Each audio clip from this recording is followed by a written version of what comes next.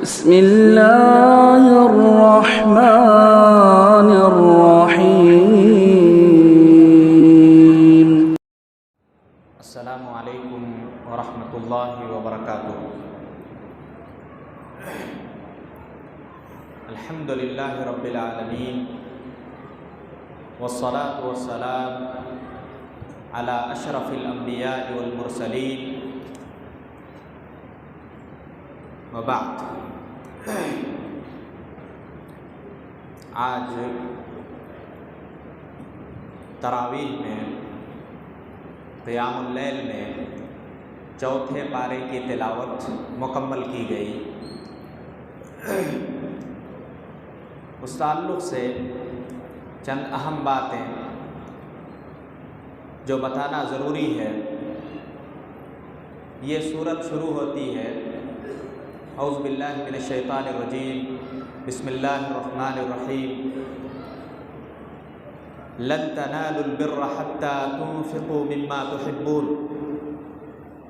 یہ آیت جس میں اللہ تعالی یہودیوں کو پیغام دیتا ہے اور کہتا ہے کہ لن تنالوا البر، یہاں بر سے مراد عبداللہ بن عباس کے قول کے مطابق بر سے مراد جنت ہے، کہ تم جنت کو حاصل نہیں کر سکتے یہاں تک کہ تم خرچ کرو اپنی سب سے محبوب چیز کو، کیونکہ یہودی ایسے لوگ ہیں جو اللہ کے راستے میں خرچ کرنا نہیں چاہتے، وہ پوری طرح بخیل واقع ہوئے ہیں اس امر میں۔ اس لیے اللہ تعالیٰ نے کہا کہ اگر تم اللہ کی جنت کو چاہتے ہو تو تمہاری سب سے محبوب اور پسندیدہ چیز کو اللہ کے راستے میں خرچ کرنا ہوگا۔ اس کے بعد ایک اہل کتاب کے ایک اعتراض کا جواب دیا جا رہا ہے، جس میں اہل کتاب کا یہ اعتراض تھا کہ اللہ کے رسول اونٹ کا گوشت کھاتے تھے، اونٹ کا گوشت کھاتے تھے اور وہ حلال ہے ہمارے لیے، لیکن یہودیوں کا یہ کہنا تھا کہ اسرائیل، جو کہ یعقوب علیہ السلام کا دوسرا نام اسرائیل ہے، اس کا معنی ہوتا ہے عبداللہ، یعنی اللہ کے بندے، ان کو ایک بیماری لاحق ہوئی تھی، عرق النساء کی بیماری، تو انہوں نے اپنے اوپر یعنی قسم کھائی انہوں نے کہ اگر میں اس بیماری سے بری ہو جاتا ہوں، شفا یاب ہو جاتا ہوں، تو میں اونٹ کا گوشت نہیں کھاؤں گا۔ اس کے بعد ان کے بیٹوں نے بھی اونٹ کے گوشت کو اپنے اوپر حرام کر لیا۔ تو اہل کتاب یہ سمجھنے لگے کہ ابراہیم علیہ السلام کے یعنی اسحاق علیہ السلام کے بیٹے یعقوب علیہ السلام، ان پر اونٹ کا گوشت حرام ہے، حالانکہ حرام اللہ تعالیٰ نے قرار نہیں دیا تھا، انہوں نے اپنے اوپر حرام کر لیا تھا۔ اس لیے اس کا اعتراض کا جواب، اہل کتاب کے اعتراض کا جواب دیتے ہوئے قرآن نے کہا کہ کل طعام کان حلا لبنی اسرائیل، بنی اسرائیل کے لیے تمام کھانے حلال تھے، اگر تم یہ کہتے ہو کہ وہ حرام تھا، اونٹ کا کھانا حرام تھا، تو کوئی دلیل لاؤ۔ تو اس لیے وہ لوگ تو دلیل لا نہیں سکتے، کیونکہ اللہ تعالیٰ نے ان پر حرام کیا ہی نہیں تھا اونٹ کے گوشت کو۔ اس کے بعد ایک اور اعتراض کا جواب قرآن دیتا ہے۔ ان کا اعتراض تھا کہ اللہ کے رسول نے اپنا قبلہ کعبہ کو کیوں بنایا؟ بیت المقدس جس کو سلیمان علیہ السلام نے بنایا وہ قدیم ہے، اس کو قبلہ رکھنا چاہیے، وہ قبلہ ہونا چاہیے، یہ اہل کتاب کا اعتراض تھا۔ اس کا قرآن نے جواب دیا ان اول بیت وضع للناس للذی ببکہ، قرآن نے کہا کہ علی وجہ الارض، زمین کے اوپر سب سے پہلا عبادت خانہ جس کو اللہ کی عبادت کے لیے جو گھر بنایا گیا وہ گھر کعبہ ہے، اور وہ کعبہ بکہ میں ہے، مکہ کا دوسرا نام جو ہے بکہ ہے۔ اور بتایا قرآن نے کہ سب سے پہلا گھر اللہ کی عبادت کے لیے جو بنایا گیا علی وجہ الارض، زمین پر سب سے پہلا گھر وہ کعبہ ہے، اور جب پہلا گھر کعبہ ہے تو قبلہ بھی وہی ہونا چاہیے۔ یہ اہل کتاب کے ایک اور اعتراض کا جواب ہے۔ اس کے بعد قرآن نے کہا للذی ببکۃ مبارکن، مبارک کیوں کہا گیا؟ مکے کو مبارک کیوں کہا گیا؟ مبارک اس وجہ سے کہ وہاں پہ عبادت کرنا، مثال کے طور پر ابھی آپ نے عشاء کی نماز پڑھی، یہ عشاء کی نماز ایک وقت آپ نے یہاں پڑھی، ایک وقت کا ثواب آپ کو ملے گا۔ ابن ماجہ کی روایت ہے جس میں اللہ کے رسول نے کہا کہ ایک وقت کی نماز 1,00,000 کے برابر، اگر کعبے میں آپ نماز پڑھتے ہیں تو 1,00,000 مرتبہ نماز پڑھنے کے برابر ثواب ملے گا۔ تو ظاہر سی بات ہے یہ برکت کی بات ہے۔ اگر وہی نماز ایک وقت کی مسجد نبوی میں پڑھتے ہیں تو 1,000، اور اگر بیت المقدس میں پڑھتے ہیں تو 100 مرتبہ کے برابر، یعنی اتنا درجہ بڑھ جاتا ہے۔ اسی طرح کعبہ کو مبارک کیوں کہا گیا؟ وہاں کی ہر چیز مبارک ہے۔ جیسے آپ زمزم کا پانی پیتے ہیں، زمزم کے پانی کو یہ کہا گیا مبارک ہے۔ یہ زمین کے اوپر یہی ایک واحد پانی ہے جو پانی اور کھانا دونوں کی غذائیت آب زمزم میں پایا جاتا ہے۔ زمزم کے پانی میں یہ چیز پائی جاتی ہے کہ کوئی آدمی صرف وہ پانی پیے تو بھوک بھی اس سے ختم ہوتی ہے۔ اس کے علاوہ زمزم کے پانی کو پینے کی وجہ سے اللہ کے رسول نے کہا ماء زمزم لما شرب لہ، کہ زمزم کا پانی اس چیز کے لیے ہے جس نیت سے پیا جاتا ہے۔ اگر آپ نے سچی نیت سے خلوص دل کے ساتھ اس پانی کو پیتے ہوئے جو نیت آپ کریں گے، اللہ کے رسول کے قول کے مطابق آپ کی وہ خواہش انشاءاللہ پوری ہوگی۔ اس کے بعد فیہ آیات بینات مقام ابراہیم، اس میں بڑی نشانیاں ہیں، اور اس نشانیوں میں ایک نشانی کا تذکرہ کیا کہ اس میں مقام ابراہیم ہے۔ اس سے پہلے میں نے بتایا تھا مقام ابراہیم کا مطلب وہ ایک پتھر ہے جو پتھر اصل میں کعبے سے لگا ہوا تھا، لیکن حضرت عمر کے زمانے میں حضرت عمر نے اس پتھر کو الگ کرایا کہ طواف کرنے والوں کو دقت ہو رہی تھی اس پتھر سے۔ وہ پتھر لفٹ کا کام کرتا تھا اس وقت، یعنی جیسے جیسے دیوار اوپر اٹھتی گئی ویسے ویسے وہ پتھر یہ حضرت ابراہیم اور حضرت اسماعیل جو گھر کی تعمیر کر رہے تھے کعبے کی، تو یہ گویا کہ لفٹ کا کام کر رہا تھا پتھر کو اٹھا کے رکھنے، اور اس پر آج بھی وہ نشان ہے۔ اور حالانکہ کسی بھی پتھر پہ آپ زمانوں کھڑے رہیں لیکن کوئی نشان نہیں پڑتا، لیکن وہ پتھر ہے جس پر ان کے پیروں کے نشان پڑے ہوئے ہیں، اور آج بھی آپ انشاءاللہ آپ جائیں گے تو وہاں دیکھیں گے کہ اس پتھر پہ ان کے پیروں کے نشان آج بھی ہیں۔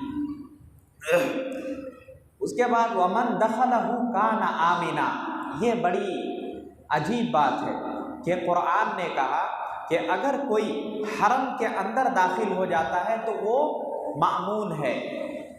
مأمون کیسے؟ کسی نے کسی کو قتل کر دیا، وہ حرم میں داخل ہو گیا، مقتولین کے اولیاء دیکھ رہے ہیں کہ یہ شخص ہے اس نے ہمارے فلاں کو قتل کیا، لیکن وہ قتل نہیں کر سکتے۔ کیوں؟ اس لیے کہ قرآن نے کہا من دخل کان آمنا، جو اس میں داخل ہو گیا وہ مأمون ہے۔ مفسرین یہاں تک کہتے ہیں کہ یہ تو صرف بات ہوئی انسانوں کی، اگر اس میں کوئی پرندہ یا کوئی جانور اگر اس میں داخل ہو جاتا ہے، کوئی درخت اس میں اگ جاتا ہے تو اس کو بھی مأمون ہے، وہ بھی مأمون ہے۔ اگر کوئی پرندہ بیٹھا ہوا ہے آپ اس کو ہٹا نہیں سکتے اس کی جگہ سے، اگر کوئی جانور بیٹھا ہوا ہے راستے میں حرم کے اندر آپ اس کو اٹھا نہیں سکتے ہیں۔ گویا کہ صرف انسان ہی نہیں بلکہ جانور، درخت سب مأمون ہیں، یعنی جو حرم کے اندر داخل ہو گیا وہ مأمون ہے، اس پر کوئی زیادتی نہیں کی جا سکتی ہے۔ اس کے بعد حج کا تذکرہ کیا کہ حج کون کریں گے، وَلِلَّهِ عَلَى النَّاسِ حِجُّ الْبَيْتِ مَنِ اسْتَطَاعَ إِلَيْهِ سَبِيلًا۔ دیکھیے حج یہ بہت سارے لوگوں پر فرض ہوتا ہے۔ بہت سارے لوگ ایسے ہیں جو ایک پراپرٹی خریدنے کے بعد دوسری پراپرٹی پہ نظر ہوتی ہے، ان کا یہ مطمئن نظر نہیں ہوتا ہے کہ وہ حج کر لیں، حالانکہ ایک بلڈنگ کے 5 ستون ہیں، بنی الاسلام علی 5، 5 پلرز پہ اسلام قائم ہے، ان 5 ستونوں میں سے ایک ستون حج ہے، جس کے ساتھ یہ لگا ہوا ہے من استطاع الیہ سبیلا، جس کے پاس استطاعت ہو۔ استطاعت کا مطلب 2 قسم کی استطاعت، ایک استطاعت مالی ہوتی ہے اور دوسری استطاعت بدنی ہوتی ہے، یعنی اس کا بدن مستطیع ہو، یعنی چلنے پھرنے کے قابل ہو، اتنے سفر کی مشقتیں برداشت کر سکے، اور دوسری استطاعت مالی ہے، یعنی اس کے پاس اتنا پیسہ ہو کہ وہاں جا کر حج کر کے آ جائے اور اس وقت تک اس کے خاندان والے بھکاری نہ بن جائیں، یعنی مانگنے کی نوبت نہ آئے، اتنا خوراک اس کے پاس ہو کہ آپ جائیں تو وہ مطمئن ہو کر وہ خوراک کھاتے رہیں۔ اتنا مال اگر ہے تو آپ کے اوپر حج فرض ہے، اور اگر حج نہیں کیا، دیکھیے اس کے بعد کہا ومن کفر، یعنی آپ نے استطاعت رہتے ہوئے حج نہیں کیا، اس کے بعد کہا ومن کفر، جس نے کفر کیا تو اللہ تعالیٰ اس سے بے نیاز ہے، کیونکہ حج کرتے ہیں تو آپ کو اس سے فائدہ ہے، اللہ تعالیٰ کو اس سے کوئی فرق نہیں پڑتا کہ آپ حج کریں گے تو اس کی بادشاہت میں بڑھوتری ہوگی، ایسا کچھ نہیں ہے، آپ اگر حج کریں گے تو اس کا فائدہ آپ کا۔ اللہ کے رسول نے کہا کہ جو بھی حج کرے اور اس میں فسق و فجور نہ کرے، یعنی پوری طرح ارکان ادا کرے، واجبات ادا کرے، تو وہ ایسے لوٹتا ہے گویا کہ ماں کے پیٹ سے جو بچہ جنم لیتا ہے اس بچے کی طرح، یعنی جس طرح وہ بچہ معصوم ہوتا ہے جس کے کوئی گناہ نہیں ہوتے، اس وقت اس طرح وہ آدمی لوٹتا ہے جو پورے حدود و قیود میں رہتے ہوئے حج کرتا ہے۔ تو ایسے لوگ جن کے پاس مال و دولت ہے اور صحت ہے، ان لوگوں کو چاہیے کہ پہلے اس فریضے کو ادا کریں، کیونکہ 4 تو آپ نے ادا کیا، کلمہ شہادت ادا کر لیے، اس کے بعد زکوٰۃ آپ نے ادا کیا، اور اس کے بعد نمازیں قائم کی، لیکن اور کلمہ شہادت کا اقرار کیا، لیکن یہ چیز 5واں ستون جو ہے اس میں بہت سارے لوگ پھنسیں گے، کیونکہ ان کے پاس استطاعت ہوتے ہوئے بھی حج کی توفیق نہیں ہوتی ہے۔ اس کے بعد اللہ تعالیٰ نے کہا وَاعْتَصِمُوا بِحَبْلِ اللَّهِ، اللہ کی رسی کو مضبوطی سے پکڑے رہو، وَاعْتَصِمُوا وَلَا تَفَرَّقُوا، اور بٹ نہ جاؤ۔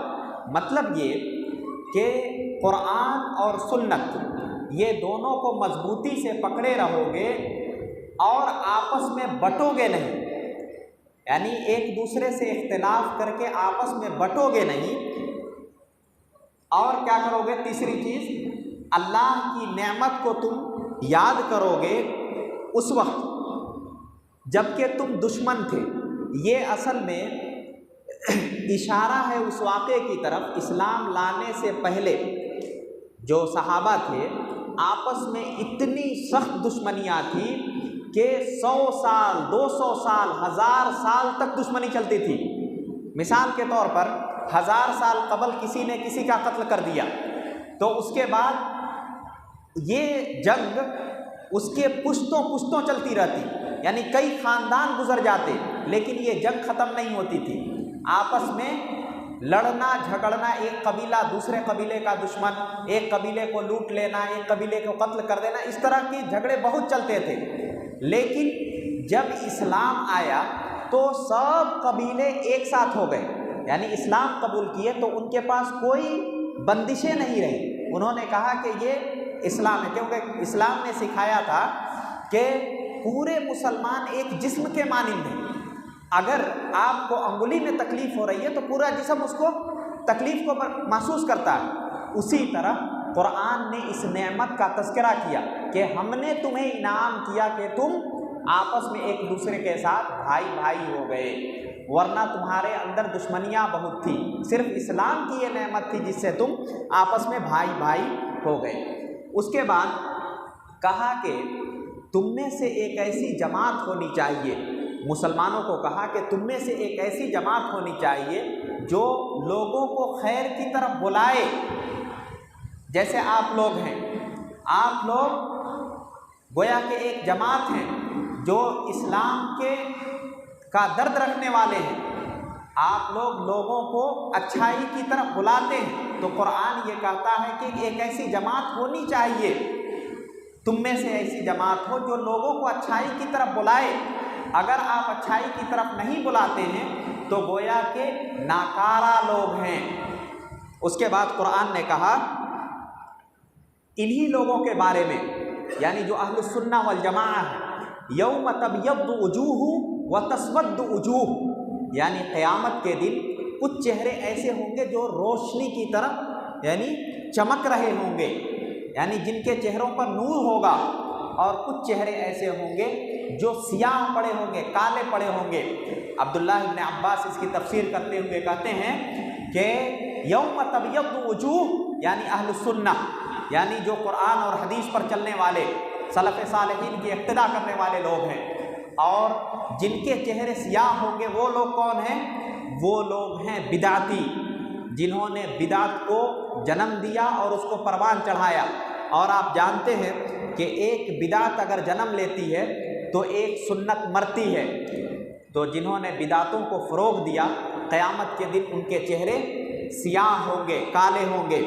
اس کے بعد کہا کہ تم ایک بہترین امت ہو، یعنی مسلمانوں سے کہا کہ تم ایک بہترین امت ہو، کنتم خیر امت اخرجت للناس، کہ آپ دنیا میں کس کے لیے پیدا کیے گئے؟ آپ اپنے لیے پیدا نہیں کیے گئے۔ اخرجت للناس، آپ کو پیدا کرنے کا مقصد کچھ اور ہے، آپ دوسروں کے لیے پیدا کیے گئے ہو۔ کیا کرتے ہو آپ؟ بھلائی کا حکم دیتے ہو، برائی سے روکتے ہو۔ اور جب یہ صفت ہمارے اندر سے ختم ہو جائے تو پھر یہ خیریت بھی ختم ہو جائے گی، یعنی امر بالمعروف والنہی عن المنکر کا فریضہ اگر انجام نہیں دیتے ہیں تو خیریت بھی ختم ہو جائے گی۔ جتنا ہم اچھائی کی طرف بلائیں گے، برائیوں سے روکیں گے، اللہ تعالی ہمارے اندر خیر کو باقی رکھے گا۔ اگر اس فعل کو ہم چھوڑ دیتے ہیں تو اللہ تعالی ہمارے اندر سے خیریت بھی ختم کر دے گا۔ اس کے بعد یہودیوں کو کہا کہ یہودیوں پہ ذلت اور رسوائی طاری ہو گئی۔ کیسے؟ ایک کہتے ہیں مسکنت اور ایک کہتے ہیں ذلت۔ ذلت کہتے ہیں دوسروں کی نگاہ میں ذلیل ہو جانا، اور مسکنت کہتے ہیں انسان کا اپنی نظر میں خود گر جانا۔ تو یہودیوں کو کہا کہ تم لوگوں کی نظر میں بھی گر گئے اور اپنی نظروں میں بھی گر گئے، اور یہی وجہ ہے کہ یہودی دنیا میں کبھی اللہ کی مار ان پر پڑی اور کبھی لوگوں کی مار ان پر پڑی، کیونکہ اللہ کے کھلے دشمن ہیں یہ لوگ یہودی۔ اس کے بعد جنگوں کا تذکرہ ہے۔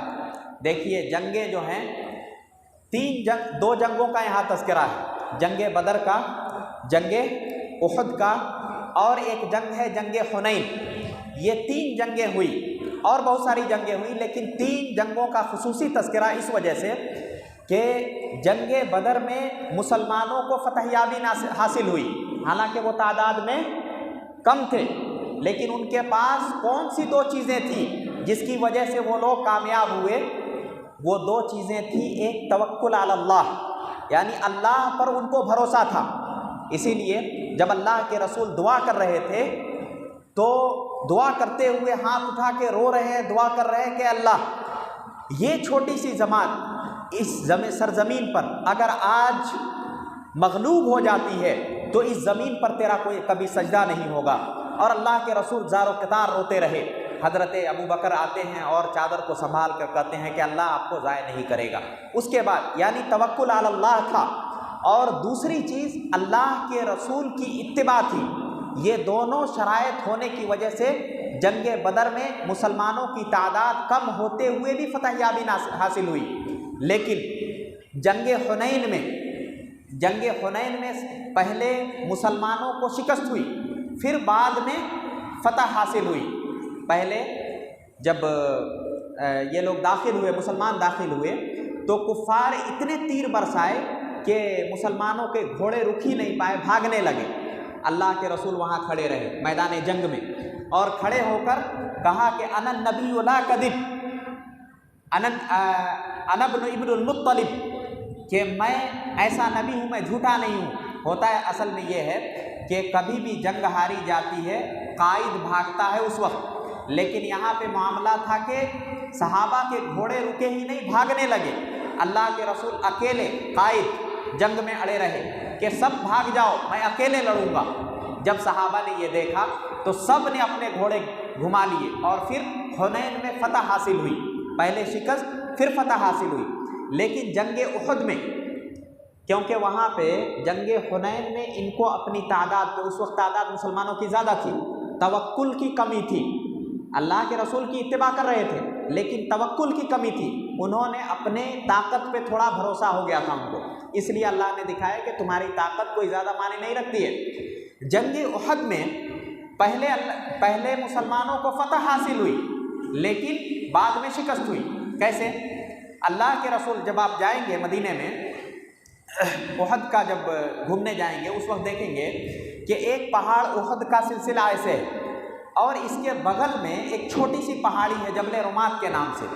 अल्लाह के रसूल ने कहा था 50 तीरंदाजों को कि इस पहाड़ से चाहे हम लोग शिकस्त खाएं या फतहयाब हो, इस पहाड़ से तुम लोग उतरना नहीं। क्यों? इसलिए कि अगर ये लोग उतर जाते हैं तो पीछे से मुशरिकीन हमला कर देंगे। तो हुआ ये कि पहले मुसलमान गालिब आने लगे और मुसलमान माले गनीमत जब हासिल करने लगे, जबल रुमात पे छोटी पहाड़ी जो थी उस पर जब मुसलमानों ने देखा कि अब तो फतह हो ही गई, वो लोग उतर गए। और वही कमज़ोरी पे खालिद इब्न वलीद, उस वक्त खालिद इब्न वलीद इस्लाम कबूल नहीं किए थे, वो कुफ़ार की तरफ से लड़ रहे थे। उनको उस पॉइंट पे निगाह थी कि अगर ये लोग उतर जाते हैं तो हम लोग आसानी से मुसलमानों पर हमला कर देंगे। और हुआ ऐसा ही, मुसलमान जबल रुमात से नीचे उतरे और खालिद बिन वलीद अपने लश्कर को लेकर पीछे से हमला कर दिए। गोया के एक तरफ पीछे से कुफ़ार और इधर से कुफ़ार, बीच में मुसलमान। इस तरह मुसलमानों को जंग उहद में बहुत सारे सहाबा उस वक्त मारे गए। इसमें क्या हुआ था? इसमें इत्तिबाए रसूल की कमी थी। अल्लाह के रसूल ने कहा था कि जबल रुमात से किसी भी हाल में, अला अय्य हाल, किसी भी हालत में आपको उतरना नहीं है, चाहे हम फतहयाब हों या शिकस्त खाएं। लेकिन सहाबा उतर गए, हालांकि नहीं उतरना चाहिए था। अगर उतर गए, इत्तिबाए रसूल की कमी हुई उसमें और उसमें शिकस्त का मुंह देखना पड़ा। उसके बाद अल्लाह ताला ने कहा सारिउ इला मग़फ़िरतिन मिन रब्बिकुम, कि तुम अपने रब की तरफ दौड़ो। देखिए, किसी भी मामले में जल्दबाजी, इस्लाम मना करता है कि जल्दबाजी नहीं करना है किसी भी मामले में। यहाँ तक कि नमाज के लिए आने में हज़रत अबू बकरा जब दौड़ कर आए नमाज में, तो अल्लाह के रसूल ने कहा कि कौन दौड़ कर आया? अलैकुम बिस्सकीनति वल वक़ार, कि तुम जब नमाज पढ़ने आओ तो आराम से आओ। हाँ, लेकिन सिर्फ एक ही चीज़ है, अल्लाह की मग़फ़िरत की तरफ दौड़ना, जल्दी करना। यही एक अमल है जिसमें अल्लाह ताला कहता है कि जल्दी करो, क्योंकि इसमें कोई स्पीड ब्रेकर नहीं है, इसमें कोई कैमरा नहीं है, इसमें कोई चीज़ नहीं है, बल्कि अल्लाह ताला कहता है कि तुम दौड़ो अपने रब की तरफ, अपने रब की मग़फ़िरत की तरफ। अल्लाह ताला कहता है कि हम तौबा किसकी कबूल करते हैं, तौबा की कबूलियत का हक़दार कौन है? अल्लाह ताला कहता है कि वो शख्स जो जहालत में गलती कर जाए, या ये कि जानते हुए भी गलती तो कर गया लेकिन गलती करने के बाद फ़ौरन उसे एहसास हो जाए और एहसास होते हुए जल्दी तौबा कर ले। लेकिन तौबा उन लोगों के लिए नहीं है जो इसरार करते हैं और उस पर जमे रहते हैं। गोया कि इस आयत से पता ये चला कि इंसान तौबा करने में जल्दी करे, गलती हो जाए तौबा करे, लेकिन उस पर जमा ना रहे। हैं, सुबह को तौबा किया, शाम को जाम पिया, रिंद के रिंद रहे हाथ से जन्नत न गई। यानी सुबह तौबा करते हैं, शाम में गुनाह करते हैं, शाम में तौबा करते हैं, सुबह में वही गुनाह करते हैं। तो ये चीज़ अल्लाह को पसंद नहीं है। अल्लाह ताला ने कहा कि तुम कमज़ोर मत पड़ो, ला तहीनु व ला तहज़नु। अल्लाह ताला मुसलमानों को तसल्ली दे रहा है कि तुम कमज़ोर मत पड़ो और गम न करो, तुम ही सरबलंद रहोगे अगर तुम मोमिन हो। यानी अल्लाह ताला कहता है अगर तुम्हारे अंदर ईमान है और तुम पक्के मोमिन हो تو تمہیں کسی سے ڈرنے کی ضرورت نہیں ہے، تم کبھی خائب نہیں ہو سکتے، لا تہنوا ولا تحزنوا وانتم الاعلون ان کنتم مؤمنین، یعنی اس میں شرط یہ ہے کہ انسان اللہ کی رسی کو مضبوطی سے تھامے رہے۔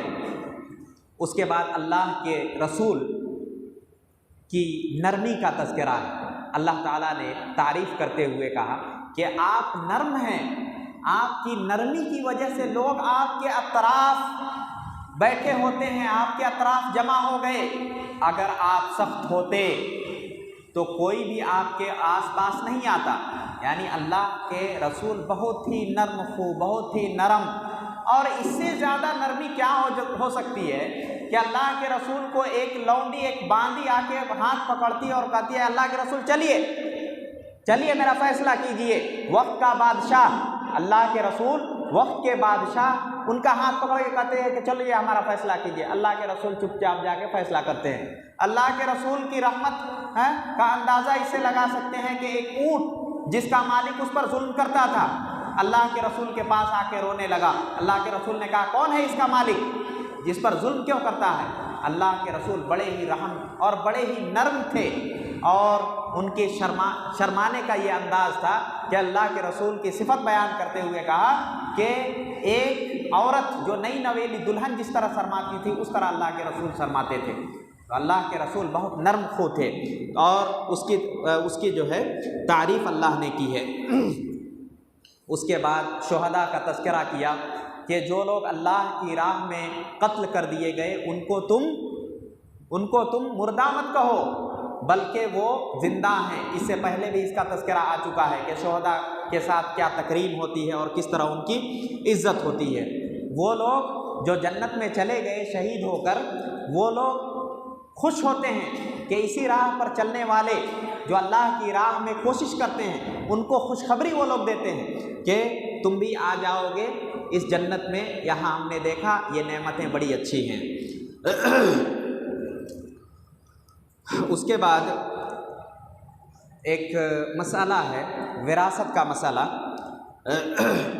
وراثت کا مسئلہ اس سے قبل ایک آیت ہے کل نفس ذائقۃ الموت، اس پر ایک خاص خطبہ ہوگا انشاءاللہ، اس لیے اس آیت کو میں ابھی نہیں چھیڑ رہا ہوں کہ موت کیا ہے، کیسے آتی ہے، اس کے کیا اثرات ہیں زندگی پر، اس میں انشاءاللہ خطبے میں بتاؤں گا۔ ابھی فی الحال میں آپ کو وراثت کے تعلق سے بتا دوں کہ سورہ نساء میں اللہ تعالیٰ نے خصوصاً عورتوں کا تذکرہ کیا، عورتوں کے حقوق میں یوصیکم اللہ فی اولادکم للذکر مثل حظ الانثیین، یعنی ایک آیت ہے جس آیت کو یعنی وراثت کی تقسیم کے لیے اہم باب مانا جاتا ہے، یعنی جو بھی وراثت تقسیم ہوتی ہے وہ اسی آیت کی روشنی میں وراثتیں تقسیم ہوتی ہیں۔ موٹی موٹی باتیں کچھ میں بتا دوں کہ وراثت اس وقت تقسیم ہونی چاہیے جب کہ مرنے والا مر جائے، یقینی طور سے مر جائے۔ مثال کے طور پر باپ ہے، باپ کا مرنا یقینی ہو جائے کہ مر گیا، انتقال ہو چکا، اس کے بعد مال کی تقسیم ہونی چاہیے، پہلی چیز۔ دوسری چیز یہ کہ وارث جو مال وہ چھوڑ کر مرا ہے اس میں سب سے پہلا کام، اس پر اگر قرض ہے تو اس مال سے اس قرض کو ادا کیا جائے گا۔ قرض ادا کرنے کے بعد اگر اس نے اس مال سے کسی کی وصیت کی ہے تو وصیت کو ادا کیا جائے گا، یعنی وصیت کیا ہے کہ اتنا مال فلاں کو دے دیا جائے، وصیت کی تنفیذ ہوگی۔ اس کے بعد اس کے تجہیز و تکفین، یعنی تکفین کا جو کپڑا ہے اور جو بھی اخراجات ہیں مردے کو دفن کرنے کے لیے، وہ اس میں سے نکالے جائیں گے۔ اس کے بعد جو مال بچے گا اس مال کو وارثین میں تقسیم کیا جائے گا۔ آج موجودہ دور میں انسان کیا کرتے ہیں کہ اپنی زندگی ہی میں بیٹوں کو دے دیے، بیٹی کو دے دیے، فلاں کو لکھ دیے، یہ غلط طریقہ ہے، یہ غلط طریقہ ہے، ایسے وراثت کی تقسیم نہیں ہوتی ہے۔ اور اس کے علاوہ بیٹیوں کا حصہ قرآن نے صاف کہا ہے للذکر مثل حظ الانثیین۔ اگر آپ کے پاس 200 روپے ہیں اور ایک بیٹا اور 2 بیٹی ہے تو آپ کو 100 روپے بیٹے کو دینا ہے اور 50 روپے بیٹی کو دینا ہے۔ یہ گویا کہ حق ہے اس کا، آپ اس سے انکار نہیں کر سکتے۔ اگر آپ نے اس حق کو نہیں دیا، مثال کے طور پر بیٹیوں کے ساتھ زیادہ تر یہ زیادتی ہوتی ہے، بیٹیوں کو حق نہیں دیا جاتا ہے، یا یہ کہہ کے ان کو محروم کر دیا جاتا ہے کہ بیٹیوں نے کمایا نہیں، بیٹوں نے کمایا۔ اگر بیٹوں کا مال، اللہ کے رسول نے کہا کہ انت ومالک لابیک، کہ تم اور تمہارا مال تمہارا باپ کا ہے، یعنی جو بھی اس نے کمایا وہ باپ کا ہے۔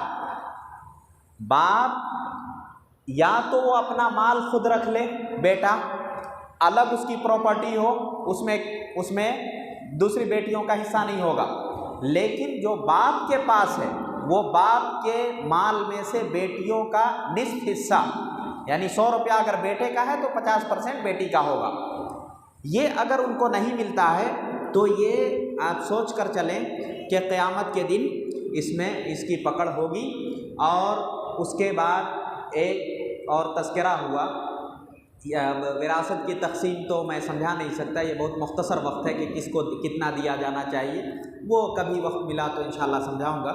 ابھی فی الحال یتیموں کا تذکرہ کیا گیا کہ یتیم معاشرے کا سب سے کمزور طبقہ ایتام کا ہے۔ یتیموں کے مال کی حفاظت کرنے کی ذمہ داری اس معاشرے کے افراد کی ہے، اور اسی لیے اللہ کے رسول نے کہا کہ انا وکافل الیتیم کہاتین، یعنی اللہ کے رسول نے ایسے کر کے اشارہ کیا اور کہا کہ جو یتیم کی کفالت کرتا ہے وہ شخص اور میں جنت میں اس طرح ہوں گے، یعنی اتنے قریب، یہ دونوں انگلیاں جس طرح قریب ہیں اتنے قریب ہوں گے۔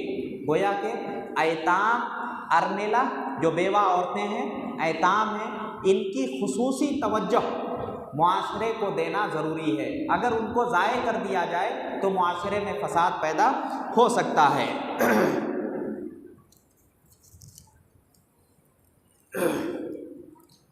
اس کے بعد توبہ کا تذکرہ ہے، توبہ پہ ایک خاص خطبہ ہوگا انشاءاللہ جس میں ساری چیزیں بتائی جائیں گی۔ اس کے بعد کہا قرآن نے کہ اگر آپ دوسری شادی کرنا چاہتے ہیں، ان اردتم استبدال زوج مکان زوج وآتیتم احداہن قنطارا فلا تأخذوا منہن شیئا، کہ اگر آپ دوسری شادی کرنا چاہتے ہیں اور پہلی بیوی کو اگر کسی وجہ سے چھوڑنا چاہتے ہیں اور آپ نے کوئی مہر میں بہت بڑی رقم دی ہے تو اس رقم کو آپ واپس نہیں لے سکتے ہیں، کیونکہ اس رقم کو آپ نے مہر کے طور پر دیا ہے اور یہ اس کا حق ہے۔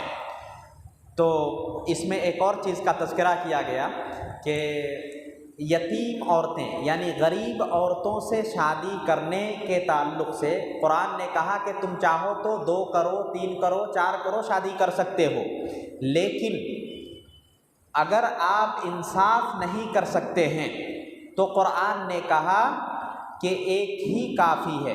یعنی اگر آپ کو لگتا ہے کہ میں جس طرح رعایت پہلی بیوی کی کر رہا ہوں اسی طرح کی رعایت دوسری بیوی کے ساتھ نہیں کر سکتا ہوں تو آپ کو دوسری نہیں کرنی ہے۔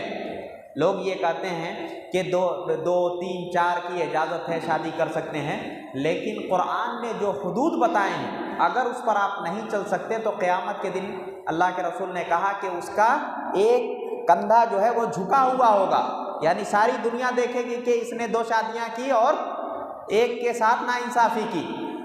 تو یہ بہت بڑا امر ہے، اگر کوئی اس طرح کرتا ہے تو دونوں کو برابر کے حقوق دینے ضروری ہیں۔ آخر میں اللہ تعالیٰ سے دعا کرتا ہوں کہ اللہ تعالیٰ ہمیں نیک بنائے، قرآن و حدیث کا پابند بنائے، سلف صالحین کا متبع بنائے، آمین۔ وآخر دعوانا ان الحمد للہ رب العالمین۔ السلام علیکم ورحمۃ اللہ وبرکاتہ۔